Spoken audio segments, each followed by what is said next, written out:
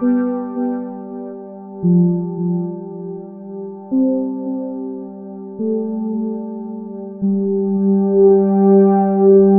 everyone, welcome back to episode 11 of the Nerd Impact podcast, and for the first time, and probably not the last time, we are here in the same room.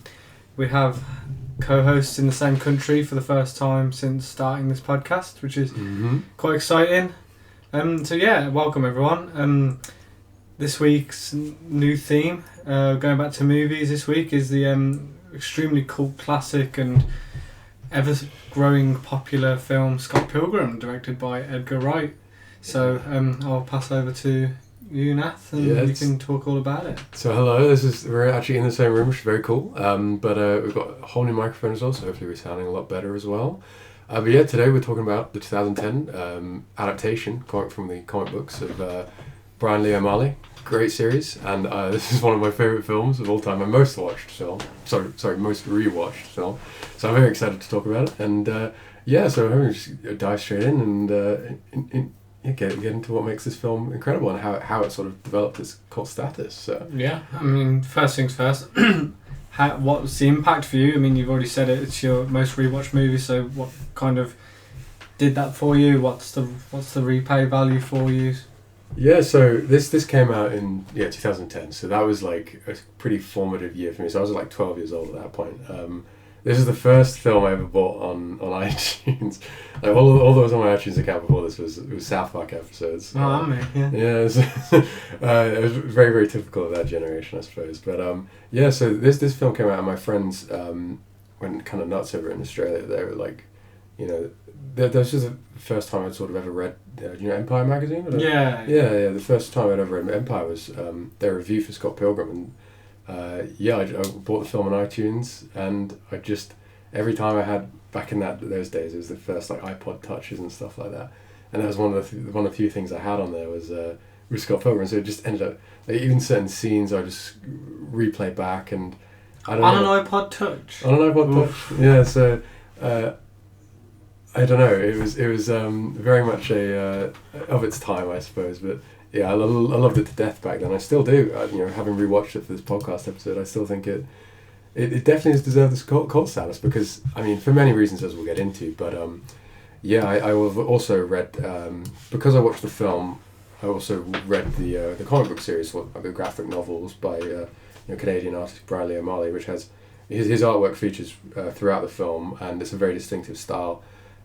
Really, really great with the whole series. So for like a kid of about 12-ish, 13-ish, they're like a little bit adult, I suppose, and some like the themes more with the whole sort of idea of dating and a little bit more of the sort of, I guess, sexual aspects of it.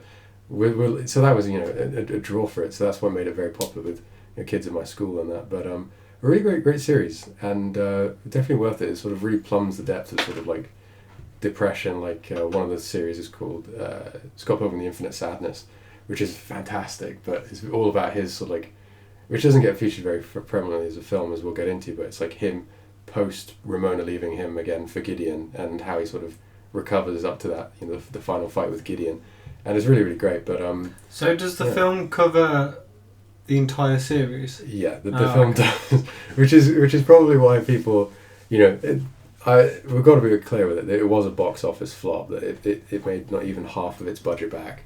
So it had a budget of 48. It was 84 million and it made 48, I think, something like that. So it didn't make.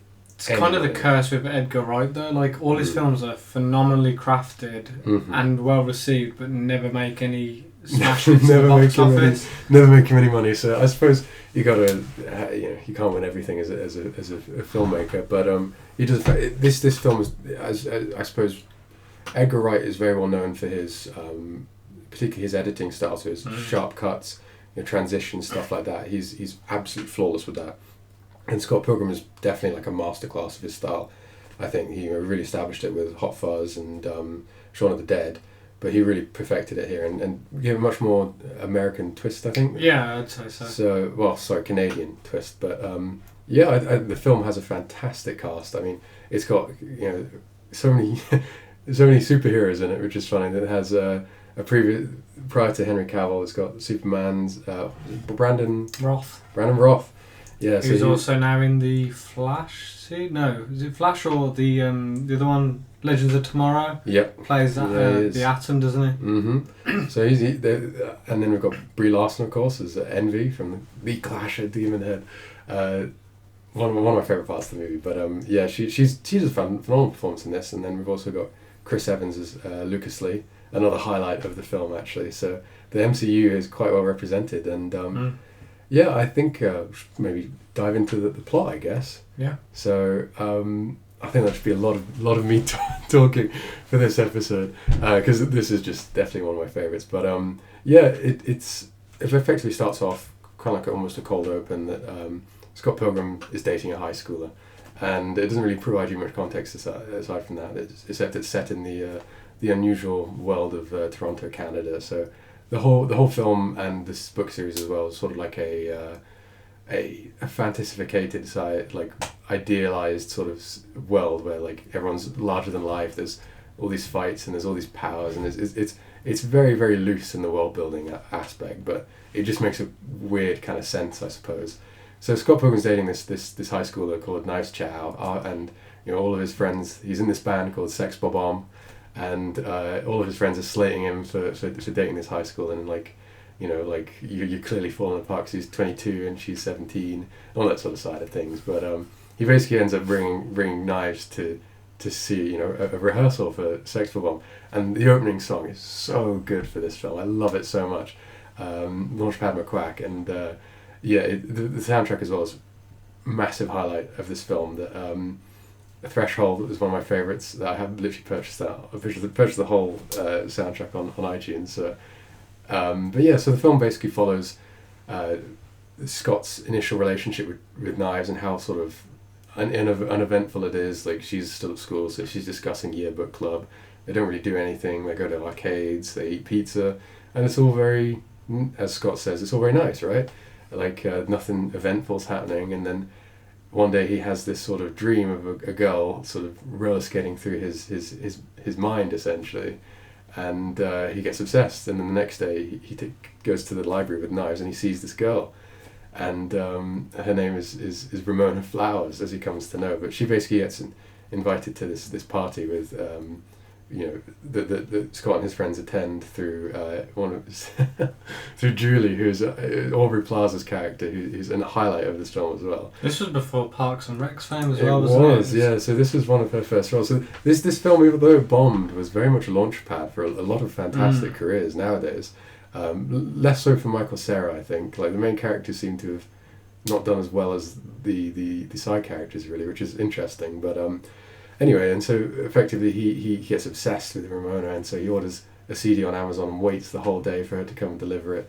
And he basically asks her out, and they eventually go, and he's sort of effectively two-timing at this point, which is questionable. And there's been a whole sort of, I think I get a vibe that people don't necessarily, I think, they see more of the red flags in Scott nowadays than they did when it sort of came out. Oh yeah, he's a bit of a douche, isn't he, really, if we look at it? He's not like a good character. He's definitely one of those like Tyler Durden and stuff like that, and Ryan Gosling from Drive, the kind of characters that maybe some guys identify with, but they really probably shouldn't.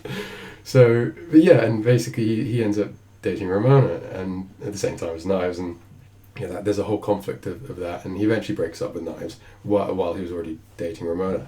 But in order to date Ramona, he has to defeat her 7 evil exes. And he ignores an email from the first one, Matthew Patel. But basically, the rest of the film is him charting and sort of like following each battle as he defeats all her 7 evil exes, the League of Evil Exes, as they're known, controlling the future of Ramona's love life. So he basically goes through, as he goes from fight to fight, and all the sort of events that result from those fights, the tension and stuff. But that effectively is the whole course of the series as it leads up to the last fight with Gideon Graves, the one that set up the guild, the 7th Evil X. And it's quite a fast-paced film, that there isn't really so much downtime. They're sort of going from one fight almost straight into the next. But it's wonderfully quirky, wonderfully shot, and the soundtrack slams, and the cast is great. I mean, I've got some notes to go through. I don't know if you've got any comments on the film. Yeah, I mean, we'll probably talk about it, but like something I was noticing, because I have watched this a few times now, and I watched as we do, we kind of look at research and revise the things we're looking into. Something I noticed was the either the foreshadowing or the symbolism was absolutely incredible. Again, Egar Wright just does not miss a trick. Like for every X that shows up, they have either their number somewhere on their person, be it a tattoo, have it on their clothing. There'll be an actual cross as an X within that vicinity. So when the fifth X walks through, there's 5 X's that are hanging over as like stop signs. It's just things like that are absolutely incredible. And then you've got the visualizations of like the things like when they do certain things like the crash. It's like the classic like 60s Batman sort of stuff. Like when it says crash, the crash like flies over the screen. But it's done so discreetly. It's obviously in your face, but it's not like it doesn't take up the whole screen. It doesn't cut away and then come back. It's interweaved within the scene. It's so well done. It's a very stunning visual film. Even if I think like we said, like Scott as a character is questionable, people enjoy it for a variety of reasons. I enjoy it for the visual effects and the just damn right silliness of it. It is a silly film. Some people might be in it for the characters, be it the X's or Scott or Ramona herself. And then you've also got the soundtrack, which, as you said, is an extremely great soundtrack. And yeah, so I think there's something for everyone. And it is a shame that it bombed at the time, but similar to a few things we discussed on podcasts like Dread and stuff, they have found their footing within the DVD, Blu-ray streaming market and have kind of become a cult classic. And obviously this one is probably one of the highest ranked ones. But what notes have you got? Yeah, so of course, as you said, it's definitely a cult film. Like they re-released it last year for its 10-year anniversary, which made me feel very old. But so I've got these aren't fantastic notes, but I've already said that this is a masterclass of Egar Wright's editing style. Like Aidan mentioned, the sort of like overlaid sort of cartoon effects are incredible, and also the sound design of them. Like the punch sound is very, very like. I don't know how to really vocalize it. It's worth listening to, but the way he punches, especially in his fight with Matthew Patel, like the impact. Like if you look, there's very when he's like blocking and punching, there's very faint kind of like impact lines, which look really, really cool, but they're very, very subtle as well. So no, definitely like really visually. I believe it got nominated for visual awards for special effects, which is definitely earned. But it's definitely got a cult status because I think one of my first notes here is. Ramona as the template of the modern e-girl, and I think this. And I also got this. It's very this series and this movie as well. The adaptation of it was way ahead of its time for 2010 when this came out. Way ahead of its time. As the whole. Yeah, it was before the comic book boom, wasn't it? Really. Yeah. So there wasn't. Well, it was sort of like because we had Avengers the 2 years after 2012. 2012 was the. I'd say the start of it, but even then, like again, Dread comes back into it. That came out the same year and didn't make any success. So I think really it was post Avengers 1 where comic book films were getting the recognition, getting the fan base, Yeah. And Scott Pilgrim, it is a popular series, but I didn't know it was a comic book until I knew of the film release. So, that I think that again hindered itself. They were releasing. To be honest, I feel like this was a passion project for Egar Wright. But it works. Right. I think you're right in that because there was talk of there being a film right as Bryan Lee O'Malley finished his first edition of Scott Pilgrim, and I think Egar Wright was involved from the get-go. So I think it's definitely something he's been passionate about, and it shows in the way he presents it. I mean, it's a tall order to try and condense that many storylines. Yeah, I didn't know that. That's quite impressive, actually. Yeah, I think that's probably why people didn't understand as much what was going on and connect as well, because each of the X's doesn't get developed in the same way. Yeah. Like Gideon in the series is this huge deal. Like he's far more. I mean, Jason Schwartzman does a fantastic job as Gideon, but he's far more malevolent and pathetic as well in the actual book series. He gets there's a whole 7 odd books worth of build up for him. So I think trying to convey that is a little bit difficult in the film. I mean, he doesn't show up till the last like half an hour pretty much, which I suppose is fine. But he gets his final battle, which is cool. But yeah, also what was I at?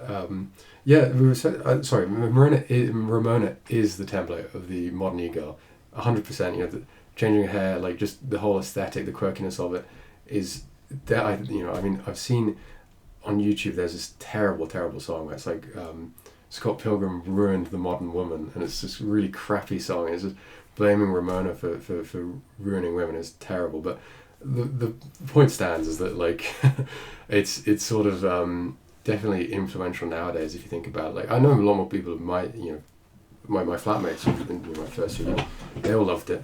You know, it was a film that was sort of niche but also kind of well known as well, and I think the cult status is definitely earns it, and especially with a cast like as famous as they are now. I mean, Captain America himself's in that film. Like, that's going to pull people in regardless, because they're going to be like, oh, I love Chris Evans. It's weird how many pre Captain America combat movies he actually was in. Cause he was also in The Losers, which is a fantastic another team movie as well. Yeah. So he's in a lot of stuff. And again, it's like you said, Michael Cera.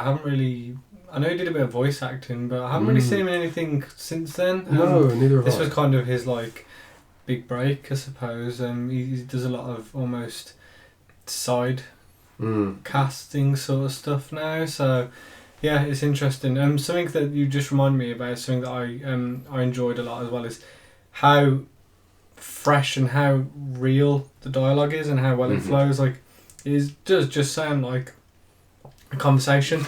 It doesn't sound like it's been read from a script. It doesn't feel like it's been forced in any way, shape or form.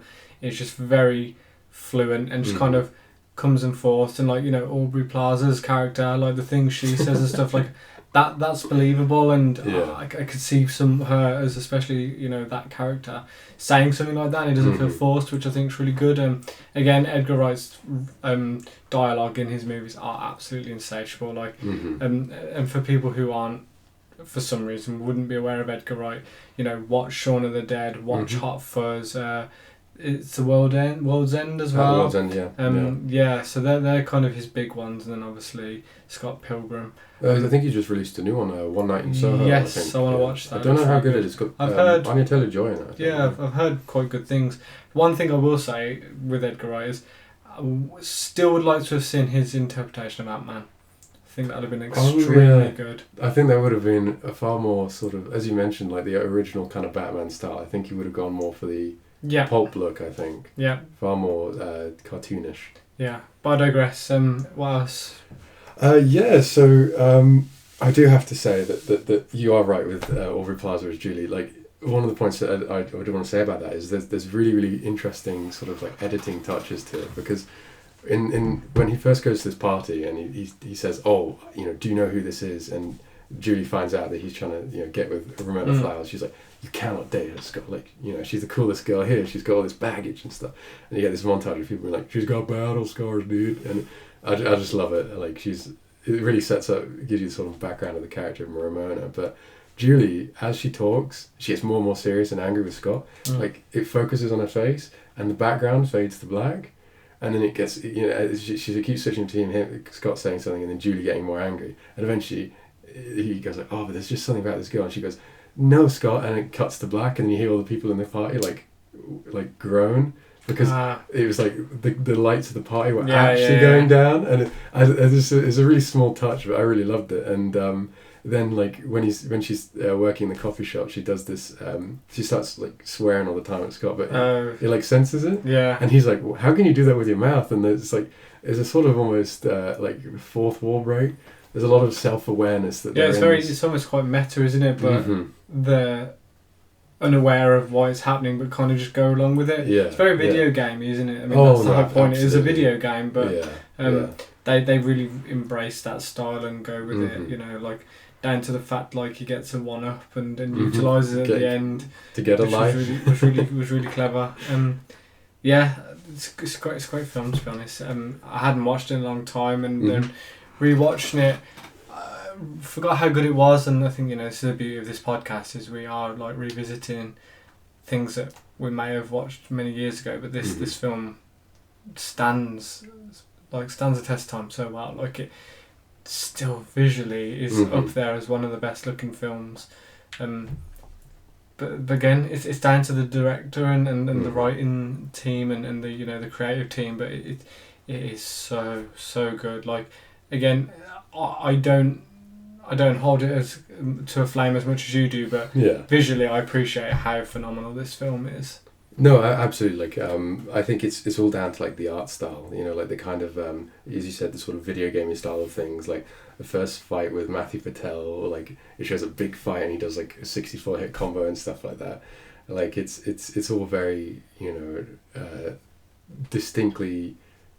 I don't want to say camp because it's like it's self-aware enough to not be camp, if you know what I mean. Yeah, like, I know what you mean. Yeah, I don't know how to properly describe it, but it's not goofy, but it's. I'd say no, goofy's probably the right word, but in a good sense. Like, it's not this is dumb. This is like it's so aware of itself that you embrace it. Yeah. And then that's okay, and that, again, that's why I think this film works so well, because they went balls to the wall and committed to it. They didn't hold any punches throughout the entire film, and I think that's what makes it work. Yeah, I mean, like, I've got to say that the comedy as well. It is a sort of comedy action film / drama. It's all over the place, sort of genre wise. But I think for me, why the impact was so important to me is I guess it was sort of very formative in the kind of things I find funny. And watching it now, maybe my sort of humour's evolved past that. Like, we're talking a decade ago, so I was 12 years old, so it was very mature back then. But still, I still find it fun. Like, Wallace is incredible, where like Wallace comes in drunk and he's like telling him about like seeing Ramona, and he's just like, oh yeah, he's passed out drunk. And then as soon as Scott finishes talking to him, it's like his sister calls him and says, you're trying to date two girls, and it's scandalous. Also, we forgot to mention that the sister is played by Anna Kendrick. Yes. Again, before her prime. Yes. Again, it was the whole cast is incredible. I mean, Wallace is played by Macaulay Culkin's brother. Oh, really? Yeah. Home Alone guys. I think he's in Succession now, so I think he's done well for himself. I mean, almost every member of the cast has done well for himself. Mary Elizabeth Winstead she was like the main character in what was it called? It was like an action movie on Netflix. I can't remember what it's called, but I saw it when I was scrolling through recently. I don't know if it's any good, but they all seem to be doing quite well for themselves. Yeah. But just the comedy. Like, there are some. It's immensely quotable, and perhaps the funniest bit for me is after his fight with or during his fight with Todd, the vegan who has psychokinetic powers because he's vegan. So because the rest, if you don't eat meat, then your brain doesn't get full with Cajun whey. So, and he went to vegan academy and all this sort of things. It's very, very quirky in that, but very ahead of the time as well, because again, this is before like vegan culture had boomed, and the whole vegan, I'm a vegan and I'll shove it in your face kind of jokes, let's call it, followed. But again, Egar Wright is just so on top of things, isn't it? Absolutely. He really framed it. I mean, I think that was more on Bryan Lee O'Malley, like, with the that's writer. true, actually. But he did a fantastic job of sort of almost predicting the future, like that they think so highly of themselves for not eating meat that they get like mind powers, and there's vegan police, and it's fantastic. It's like, vegan police, the veganizing rate, hit him, and like his hair like sags because he doesn't have vegan powers anymore, and it's got all sorts of quirky stuff like that. But like, he headbutts people and they burst into coins, and like they directly acknowledge that Scott literally just headbutt her, Envy's boyfriend. He burst into all these coins, and he like even picks them up afterwards after the first fight. But yeah, and I should mention that Envy, Scott's ex-girlfriend, she's a member of the Clash at Demon Head, so they're like a far bigger band than Sex Bob-omb, who are this kind of like crappy 3-piece outfit with a smoking hot redhead on drums. So she's played by Brie Larson, one of her best performances, and she does this fantastic cover of Black Sheep by Metro, And that, for me, like, music-wise, like, I literally remember going on to, I don't know if you ever used Groove Shark. Do you ever use Groove Shark?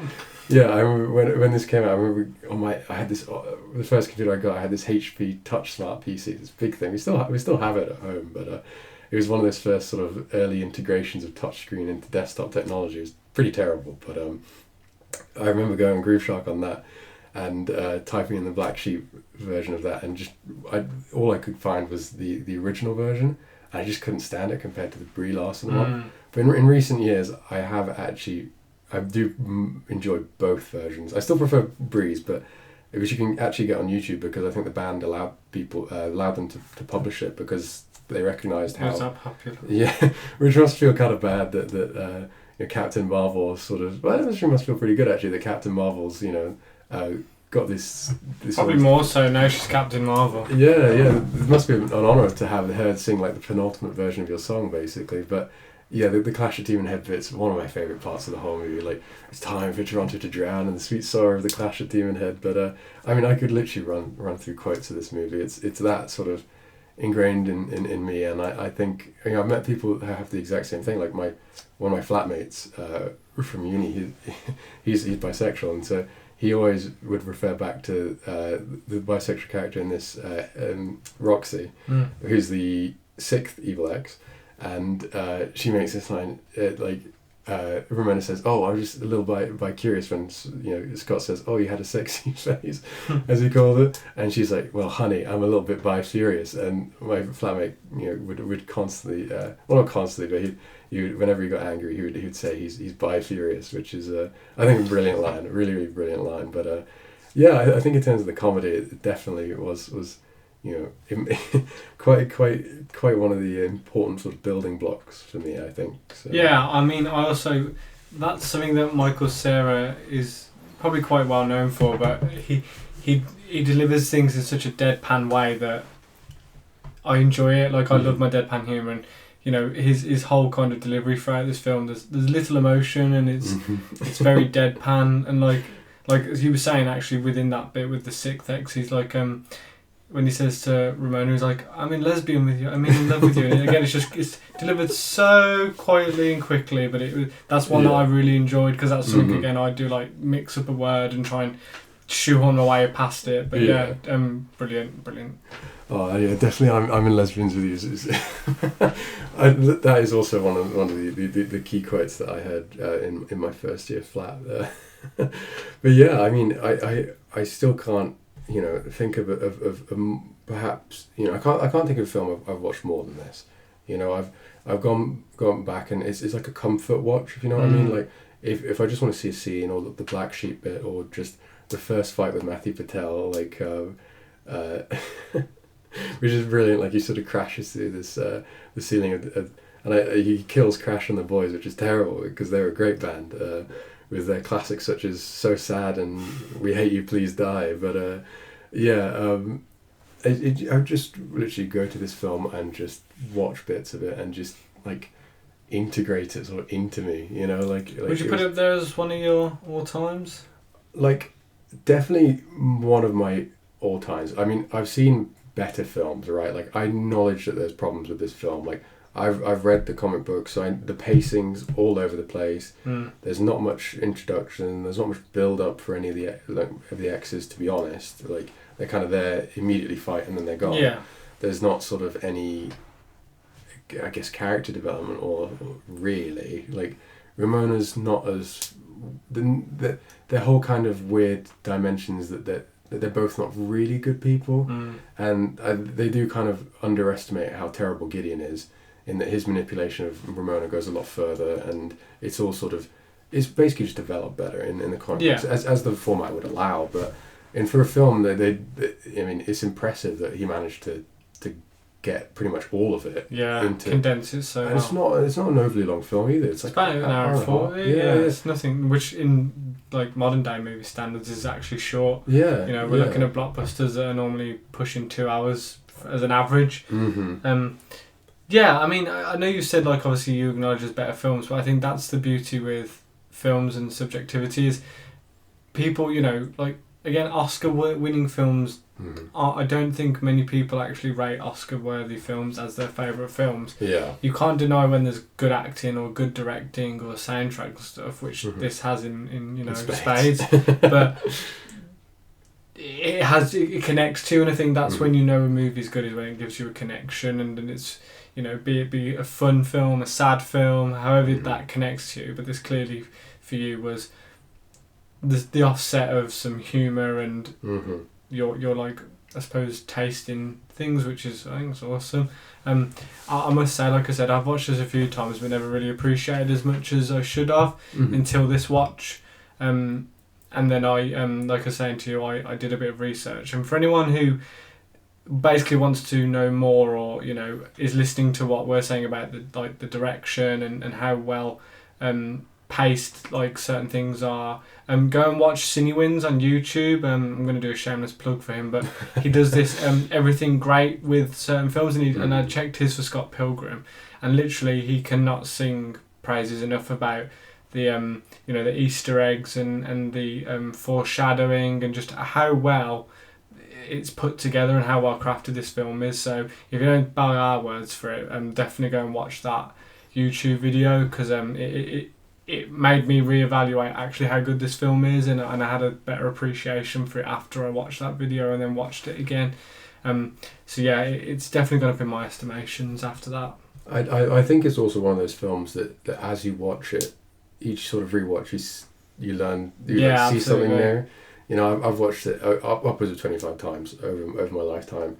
Well, since I saw it the first time, and I still, even on this latest rewatch, I still catch new things and new lines of dialogue in the background. Like there's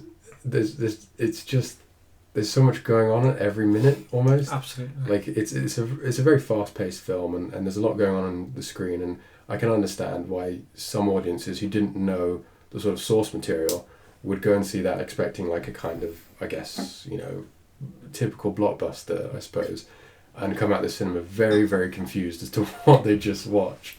And I think that it's kind of hard to sell its sort of merits, because it's not like a superhero film where you're like, nowadays you say, oh, this is, we've got Morbius coming out. We know exactly what the formula is going to be. Yeah. You walk into that cinema, you're going to get the. You have an expectation, don't you? Yeah, you've got a pretty.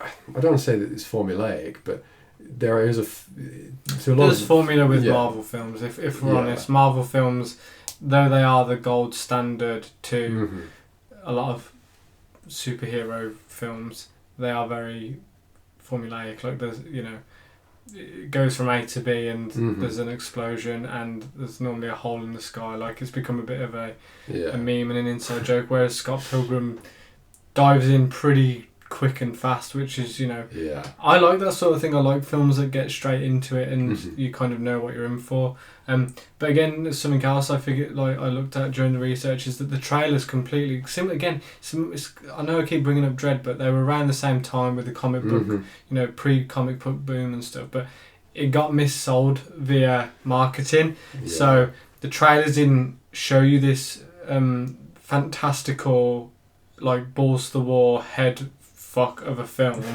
They made it out to be more of a romance action film, and it's really not. Like, okay, there is romance, and yes, there's action, but the selling points would be if you shown a few of the money shots from some of the fights and really went, like, sold the film to you, because it doesn't spoil anything really. It wouldn't give away key plot points. So I think if they'd done that, they may have brought more audience in. Also, if I'm not mistaken, it's a 15, isn't it? I think it is. I think it's a 15, which means that instantly you're already kind of cutting half your audience out, because, for people who are abroad, they might not know, like in America, obviously PG-13 means you can go as long as you have an adult. Yeah. We only have that for 12 A's, so if you're under 15, you aren't getting in regardless if you've got an adult over the age of 15. So it's more difficult to kind of sell films over here once you go past the 12A mark, which again is why I think a lot of modern superhero films, bar Venom really, I'd say recently, are aimed towards the 12A market, which, it works, but for some films it needs to stick with its kind of rating of violence or whatever it is that makes it special. Yeah, I mean, I think with Scott Pilgrim, it's not necessarily the violence. I think it's more the themes, I guess, is that it is sort of what would be termed nowadays like a toxic relationship, right? Like, oh yeah, 100%. Gideon and Ramona, it's very like, he's very, very, also as I said in the comics, he's very, very manipulative, and he sort of shows that she has a chip in her head which is controlling his mind, which is, I didn't think they really needed to include in the film, because it kind of it makes more sense in the comic books, but it kind of just is almost a throwaway at that point, and you see it get broken by knives kicking her in the head, and that's how she suddenly turns to sort of take on Gideon. But you mentioned about how they should take some of the money shots for the fights, and one of the things I noticed this time around watching is how good the choreography is. Oh, it's really good. Like especially the Lucas Lee. Yeah, that's the one I was thinking. Fights all the stuntman, and it has this really cool moment where the camera sort of goes like up above them, and sort of this like almost orbital shot, and you see him sort of just directly from above, like fighting off all the different stuntmen as they come at. Very well executed. But it's they're all very stylized, and they're all heavily aggressive. Like in that Lucas Lee fight, they're smashing him over the head with skateboards and stuff, and he gets thrown into a tower, and it kind of just like he gets thrown into the sky at one point, and they have a whole conversation before he hits the ground again, and he's totally fine. There's kind of like that warp of reality sort of thing going on, but it suits the tone that you get that sort of freedom to have these sort of a vegan with mind powers sort of having a base battle with just some random dude, and he eventually wins it by giving him half and half milk. But it's all sort of levels of quirkiness that the fights really managed to capture. I mean, it opens so well with the first fight with Matthew Patel. He's one of my favourite Evil X's. He's played so well in this first one, because he comes in and he's all ready to fight Scott, and he goes straight at him and all this sort of thing, and he's like, did you not get my email explaining the matter? And then you have to have like Ramona come in, and like the spotlight of the venue goes to her, and she's got to like monologue for all this sort of thing, and it's small touches like that just make the fight so brilliant, because he has his whole backstory explained, and then she mentions mystical powers, and then it gets a bit weird, like he starts flying and he throws fireballs, but it kind of just works. Kind of going off that, do you know what this film does so well is, because they, like I said, they kind of commit to being so out there, you kind of can suspend your disbelief, but you're not at any point going, oh come on, that's a bit too far. You're literally like, yeah, okay, this universe, that would probably happen. Yeah, okay, this makes sense. And again, that's when committing to something this insane works, because there wasn't one bit of that film at all where I was like, I've kind of came out of the film and you've kind of lost focus. It's just constantly like, and you just kind of go along with it. And I think again that makes a film, you need to do that, because the second you lose it, the audience lose interest or questions what's going on, you've potentially lost them for good there. And I didn't get this throughout this film at all. It got better. Again, it was one of the ones that progressively I enjoyed more as I was watching through it. But like you said, the fight with Chris Evans' character, I'm not very good with names on this film, but Chris Evans' character is so good. He's probably one of the best parts about it for me. But really? I also, I have like a soft spot with Chris Evans. I think he's a very good actor. I think so. But yeah. Did you ever see him in Push? Did you ever watch Push? Push was a great film. Oh god, I remember getting that from Blockbuster. We may have to do that one. Yeah, I'd love to. And Snowpiercer as well. Snowpiercer. They've got a series of that now. Yeah, I haven't watched it, but the film was a fantastic. Again, it was back when Captain America, Chris Evans was huge, and he was like, I want to try something different. Such a good actor. He's a very good actor, actually, especially in like Knives Out and stuff. Oh, I still haven't seen that. Yeah, he's so good in that. I know. I've heard very good things about that, but yeah, I mean, this film was kind of like we said, is a pioneer for a lot of things. Actually, I mean, it's a shame if it was released in this day and age, it would probably be an absolute worldwide phenomenon. It would bring home awards. It would have probably destroyed the box office, but then on the other hand, you wouldn't be able to get those stars in that position now because they're all too big. yeah, there's two sides to it, but you know, I think it's a cult classic, and you know they re-released it for its 10th anniversary, so it's clearly got a following, and that's what's important. And I don't think that's ever going to disappear, and it'll probably, if anything, it'll become more prominent, especially as we're going into like a new wave of culture. And like you said, Ramona was kind of the stepping stone for that new look of females and stuff. So you never know, it might continue to lead on a trend. Who knows? I think it would be very interesting to see it sort of released in the TikTok age, I guess. Yeah. To see how like people would respond to it. I mean, of course, there are elements that the people nowadays would be like, that's not okay, but it's got, you know, I guess good representation and stuff like that. Like his gay roommate Wallace is played phenomenally. Like he's not taken as a joke, but he's played, you know, so well, and he is really sassy and really rude, especially to Crash and the boys, the poor guys. But he's played really, really well, and I don't think it.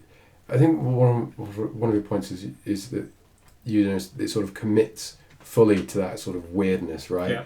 That at no point does it not take itself seriously, but there's all these weird things happening, like Ramona pulling a giant hammer out of a bag, and a ninja, you know, being there, but it's all just taken as if this is what should be happening, you know, like they don't then be like, oh yeah, look how weird this is. Like, but I suppose because it's a video game based on a video game, and it's a video game-esque universe, that isn't something that's out of the blue, really, is it? Like, no. You know, look at half the video games that you play, you at first you're like, what? And then you're like, okay, it's just part of this universe. Yeah, fantastic film. It's pointless asking you what you'd rate this out of 10, really, wouldn't it? I mean, I can acknowledge the flaws, but I'd still put it 10 out of 10. Just in terms of overall impact, in terms of how much I've enjoyed it over the years, how much joy it brings me, even now. Like, it's not, I'm not going to say that, for the other stuff we've discussed in the podcast so far, like, they've generally been good. I mean, aside from maybe Transformers, that's up for debate, but to me at least, Transformers is like a work of art, right? And this is one of those things where I'm like, this is my personal hill to die on, rather than it being like, oh, we're reviewing, I don't know, like, well, not reviewing, we're talking about, I don't know, Citizen Kane or whatever. This isn't something I enjoy for its artistic value, and it's like, oh, it's won an Oscar Awards, or it's legitimately, from a filmmaking, you know, perspective, a good film. It's just, for me personally, like, there's so much of my feeling and enjoyment in that film that I can't help but rate it as one of the most impactful films that, you know, I mean, I'd say out of the, you know, excluding our specials, all the episodes we've done so far aren't exactly like, you know, masterpieces to the entire world. They're just things that have got a huge following or have impacted us, obviously, as the name of the podcast says. But you know, like you said, like Transformers is probably a universally quite well beloved film, the first one, but we picked it because it had a huge impact on us. You know, what else we do? I mean, the Batman animated series, okay, that is a bit more culturally and universally acclaimed, but as is that episode, but we picked it for a particular reason, and you know, Scott Pilgrim for you, you know, that it might be a hill to die on, but I guarantee there's 1,000 other people that would sit on that hill with you. Oh no, absolutely. And I'd probably put it up there as a solid 8, to be honest. And Edgar Wright films, I don't think I've ever sunk below a 7, really. Like the other one we forgot to mention is Baby Driver, which is a great film. Baby Driver. Yeah, just people go and watch this, and then once you've watched this, if you enjoyed it, go and watch the rest of Edgar Wright's filmography, because it's bloody amazing. Like, you can't go wrong. There's a bit of something for everyone. So yeah, any winding down thoughts? Well, I would say about Egar Wright, he has, especially with Baby Driver, he's got such a good focus on the music, and that definitely comes across in Scott Pilgrim. Like, the soundtrack's great. The as I said, we've already mentioned the as you can see on YouTube, like, the Brie Larson version of Black Sheep probably has more listens and views than the actual band's version. So the music plays a huge part of his films, and I think it definitely comes across here. But I think with you know, with Scott Pilgrim, I think it's something that should be enjoyed, not just for the film, right? So I would hope that, because as I said, when I read the books after I watched the film, and so that was when it was at its peak, it just released, and so people were, you know, it had that awareness, right? There was marketing out. So the name was being talked about, and so that drew people like myself after watching the film or having heard about it to watch the film. That it drew people to that piece of media, and so nowadays where it's kind of that cult status, the film, I would hope that in some way that sort of filters back to the comic series, because I like to think so. Yeah, it's a unique read. Like it's got that really quirky tone, but it goes a bit more into slightly maybe a bit darker detail, and you really get more character build up, and so each of those sort of X's gets a whole backstory, and you get the kind of sympathetic side of it more. That of course they sort of disappear in a puff of smoke in the film, but that's not necessarily the case in the comic book series. And so especially Gideon as well, as I've mentioned many times, that he gets more of the sort of build up that he needs to be that sort of boss battle kind of thing. But yeah, I'd hope that if you enjoy the film, you will enjoy the comic book series, because the film is like a distillation of that, and there's so much more to enjoy in the comic book series as well. And yeah, I just definitely highly recommend this film. Would definitely say that it's a quick, feels quite quick watching it. It's not a sort of slog. You're not sitting down for. But if you want a fun, interesting film for one night, just a slice of something new that after if you're doing an MCU marathon watch on or whatever, and you've had enough of the cookie cutter style, then you can whack this on and have see all your favorite superheroes in a very, very different light.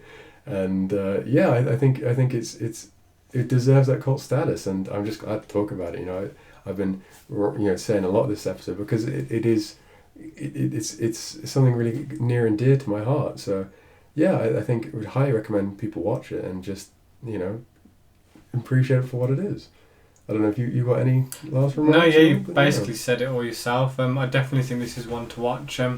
Also, maybe adding on people who are interested in visually spectacle films and looking at, if you're interested in like a film career yourself, this is definitely something to use. I mean, like I said, Edgar Wright is one. A lot of actually, Shaun of the Dead is used quite a lot in media degrees and so forth. I studied Shaun of the Dead, and this is a perfect one. The transitions and just how well directed and crafted it is. It's definitely one for everyday Joes, but also your film fans, your media buffs. I'd absolutely give this a go, and you'll have a blast with it. So yeah, I think that's it for this episode. We hope you enjoyed it. Our first in person together on the same screen for once. The next episode will potentially be exactly the same. So come back for episode 12, and we will see you soon. Thank you for tuning in.